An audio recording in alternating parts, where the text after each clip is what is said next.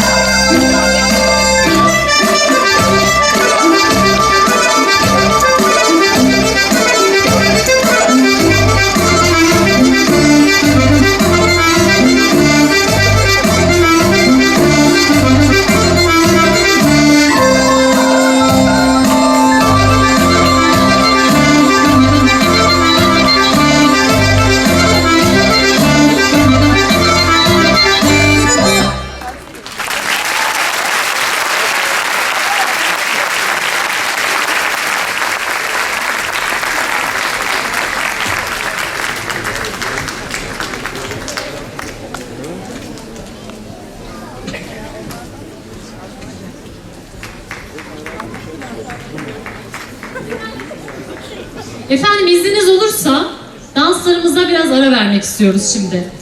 Kulaklarınızın pasını silmek için sizi birbirinden güzel iki uvaretle bir araya getirmek istiyoruz. Ankara Çerkes Derneği bünyesinde koro çalışmalarını sürdüren Grup Gubze var sırada. Grup Gubze, Alpas kökenli hemşerimiz, Ankara Devlet Opera ve Balesi'nin değerli sanatçısı Sayın Erdem Baydar'ın katkıları ile 2 yıldır çalışmalarını sürdürmektedir. Geleneksel müziğimizi çok sesli olarak dinleyiciyle buluşturmaya çalışan bir ekiptir kendileri. Grup Gubze, Çerkez müziğine gönül veren hemşehrilerimizin katılımını da ayrıca beklemektedir. Buradan duyurmak istiyorum. Ve şundan bahsetmeden geçmek istemiyorum. Bu grubumuzun başında bulunan Alpas kökenli hemşerimiz, Ankara Devlet ve Opera Balesi'nin değerli sanatçısı, profesyonel sanatçısı Sayın Erdem Baydar'a ayrıca teşekkürlerimizi sunmak istiyoruz. Çünkü kendisi kendi isteği ve arzusuyla bizlere geldi. Bu kültür için, bu güzel topluluk için neler yapabilirim, elimden ne gelebilir diye kendisi de danıştı. Kendi profesyonelliğinden de tabii ki biz de yararlanmak istedik. Ve kendisi tamamen gönüllülükle karşılık beklemeksizin bütün emeğini bizlere sundu. Her hafta çalışmalarına yine aralıksız devam etti. Kendilerinize huzurlarınızda ayrıca teşekkür ediyoruz. Eksik olmasınlar. Evet, birazdan sahneyi Grup Gubze'ye bırakacağız. Seslendirecekleri şarkıların aranjesi Badin Müzik Grubu Koordinatörü Hakan Sert tarafından yapıldı. Kuvvetli alkışlarınızla Grup Gubze sizlerle.